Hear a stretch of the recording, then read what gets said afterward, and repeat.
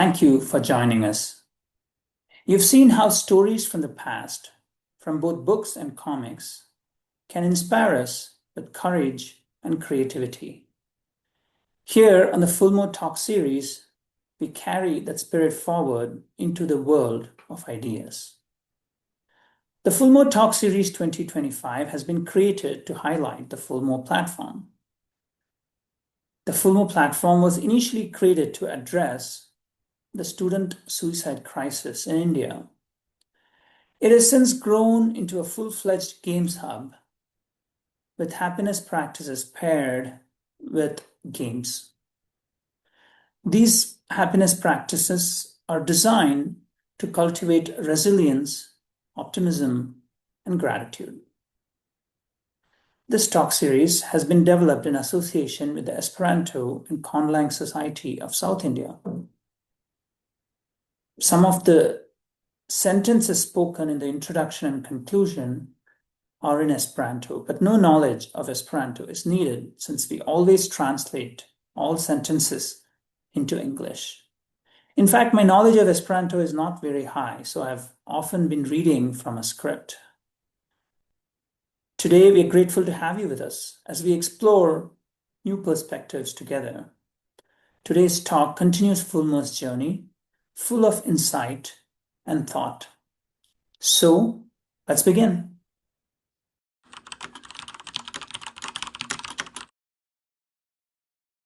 Hello, salutant, and bonjour. Welcome to another edition of the Fulmo Talk Series. Today, it's my absolute pleasure to invite Mr. Hari Raghavachari onto the Fulmo Talk Series. Here is a brief bio of Mr. Hari Raghavachari. Hari Raghavachari is a seasoned procurement and supply chain leader with over 28 years of experience across healthcare, FMCG, transportation, and logistics. He currently serves as Director of Procurement, Alternative Value Strategies at Johnson & Johnson, based in Zug, Switzerland. Prior to this, he held senior procurement leadership roles at J&J and Maersk, overseeing multi-billion-dollar global category portfolios across capital construction, facilities, and chemical ingredients. An MBA graduate from IMD Switzerland, a WSJ scholar, and an electrical engineer from Gujarat University, Hari combines strategic insight with a strong grounding in analytics and capability development. His expertise spans category strategy, predictive spend management, supplier relationship development, and advanced sourcing optimization. Passionate about building future-ready teams, Hari champions value creation that extends well beyond traditional P&L. And before we begin, I have to throw in some Esperanto. So here is a quick thought in Esperanto.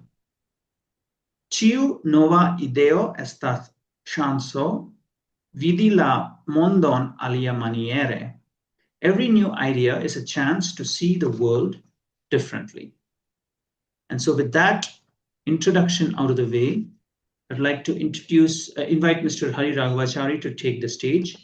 The floor is yours, Mr. Hari Raghavachari. Thank you so much. And it's great to be here. Over the next few minutes, I'd like to talk about a topic none of you is a stranger to. Makes headlines everywhere. From one statement can sometimes send people into a tizzy. It's about education and careers abroad, which many young Indian middle-class professionals aspire to, and nothing wrong with that, I think, obviously. But what I'd like to do is not to talk about the process of education, applying for education, choosing your schools, how to write your essays, GMAT, GRE. You've got a lot of resources, people, mentors who can coach you, guide you, and develop you through that, help you develop through that process. What I want to talk about more is context, because that's what really matters now, and particularly in the next 5 to 10 years, right? I think it's important for every one of you who thinks about, going to foreign shores for your education and future career to really understand what that world is all about. The slide you see in front of you, which will be shared by Quicker Talk, is not something I'm going to read out, and the bullet points are not to be taken in any sort of any particular sequence. But what I want to talk about is, as you think about why do you seek education abroad? You seek education abroad to amplify, magnify, and send your career forward exponentially. Where if you were, in a current career, you might feel it's not growing fast enough for you. Okay, given all of your dreams and aspirations. But what is important is this. It's important to understand that when you go abroad, you're not going for education, you're going for your career. Okay, and remember, you're educating yourself to get into a job and a job market, a career after the education. So education is not the end, it's a means to an end. So that's the first thing one needs to understand. The second thing you need to understand is that when employers look for, hopefully, your talent, okay, they are recruiting you largely, and the 75% is representative, largely for the skills you have gained before the MBA that are going to be sort of enabled with the rounding and the developmental business commercial aspects that the MBA offers. And of course, the bigger the name of the school, the network and the doors that MBA opens towards that job market. Okay, so it's really, really important to understand that your future employer post your MBA is not recruiting you for your education. They're recruiting you for the skills that you have, can transfer, can apply immediately. Okay, that was always the case. Good job markets, bad job markets, challenging job markets, that was always the case. And then, of course, you got into the idea of work permits and visas. You think about, hey, if I get another job, if I want another job, my employer has to sponsor me for a visa. In the US, it's called an H-1B. In other countries, there are different names, but they're always work permits and visas. It gives you the legal right to live and work in that country. Okay, it may be tied to an employer, it may not be tied to an employer, but that's what it is. That's a challenge.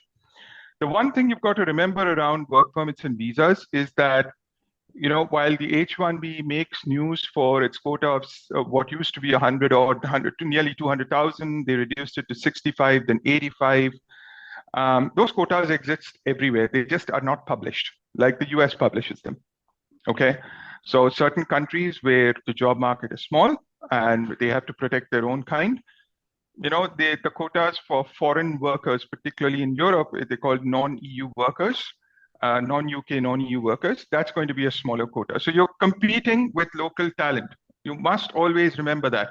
Whatever your MBA, whatever your quality of education, you are competing with local talent. Okay, and in certain fields, like if you want to do marketing, there's a lot more local talent than if you do something like technology. Okay, I mean it's just a way to think about these things and conduct your research along those sides. What does the job market need? Okay, what kind of people do they need? What kind of skills do they need? And that's really, really important as you evaluate both your career abroad as well as the education you seek to build and develop that career. Okay. Last but not least, the world has also changed. 20 years, 30, 40 years ago, the first white collar jobs shifted from paper to desktop software. The consultants shifted from transparent slides on projectors to much more fancy, visual aids, riding on top of desktop software. Today, that has changed, right? Today, merely mastering those skills and all of the things like analytics and data science is not merely enough. Okay, you're seeing a fundamental shift in the job market right now. Okay, the kind of jobs that young professionals like yourselves aspire to get into post any sort of education that you conduct abroad, those kind of jobs are unfortunately most under pressure from artificial intelligence. Okay, So it's not that, and that pressure comes not because of artificial intelligence replacing you. Okay, it is those who are more comfortable understanding, developing, using, and producing enabled by artificial intelligence that are replacing you, replacing these roles. I'm sorry, I shouldn't use the word you, but replacing these roles, and will do so in the future. So I'm not going to say you have to learn AI, you have to become an AI engineer.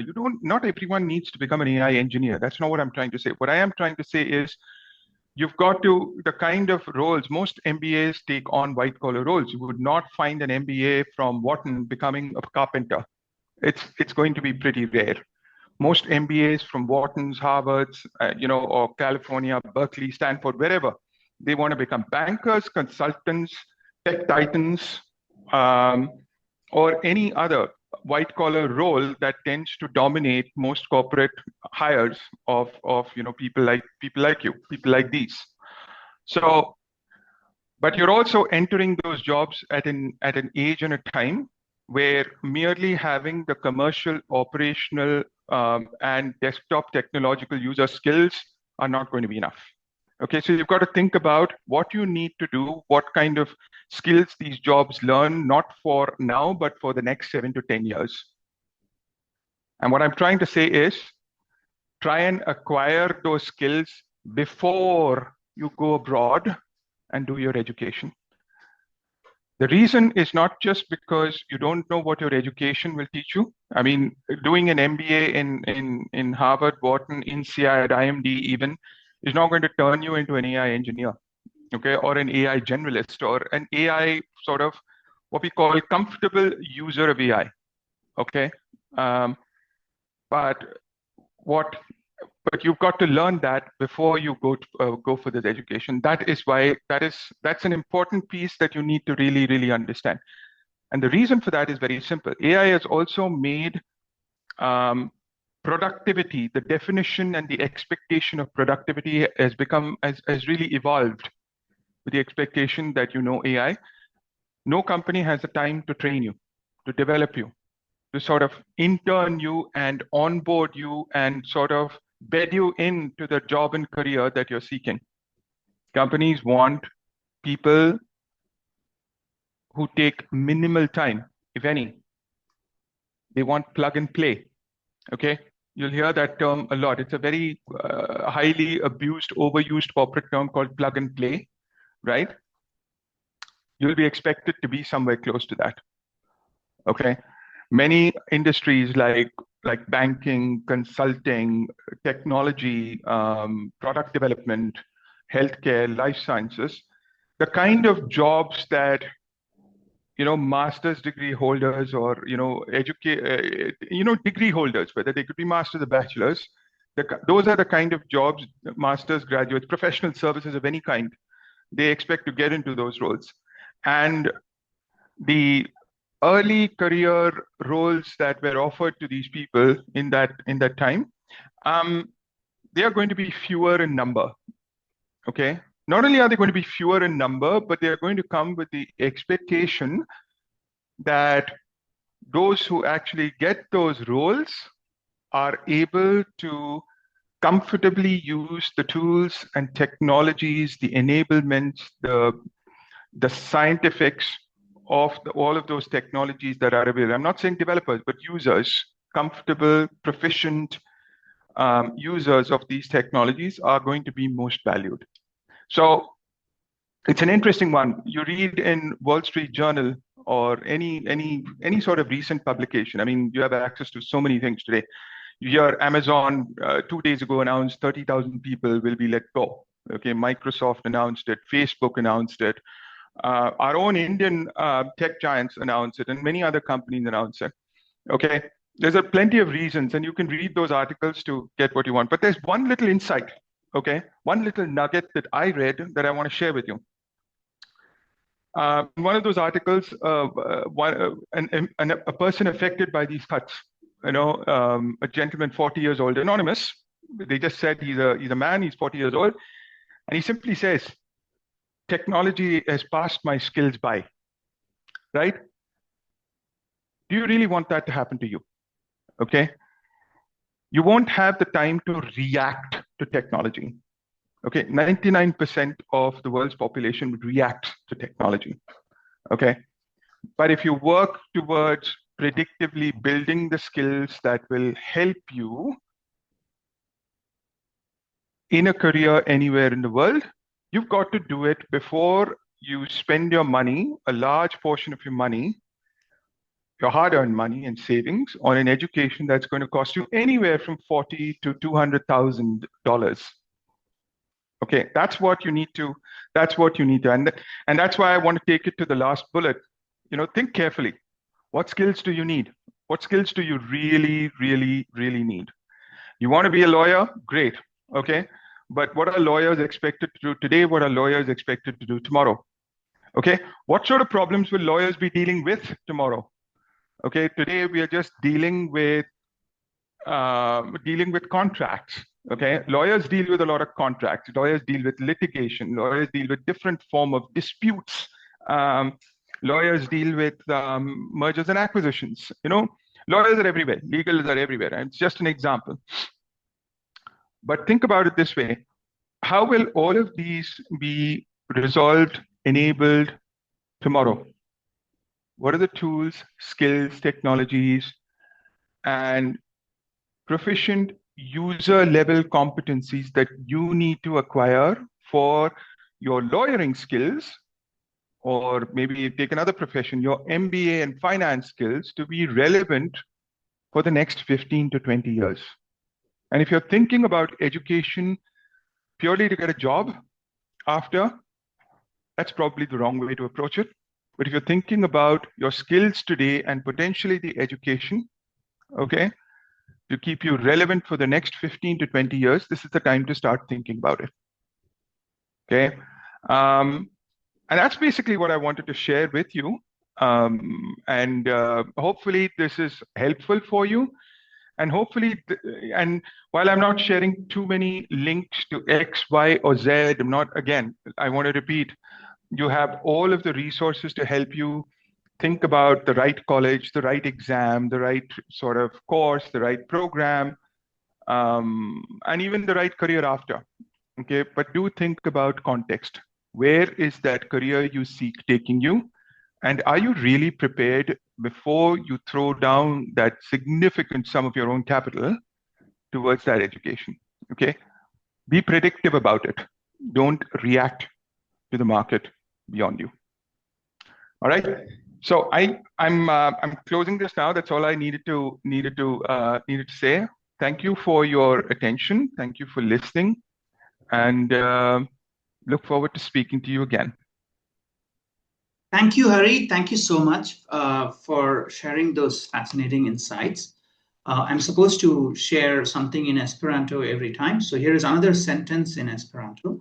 La plej bona demando estas kiu malfermas la menson. The best question is the one that opens the mind.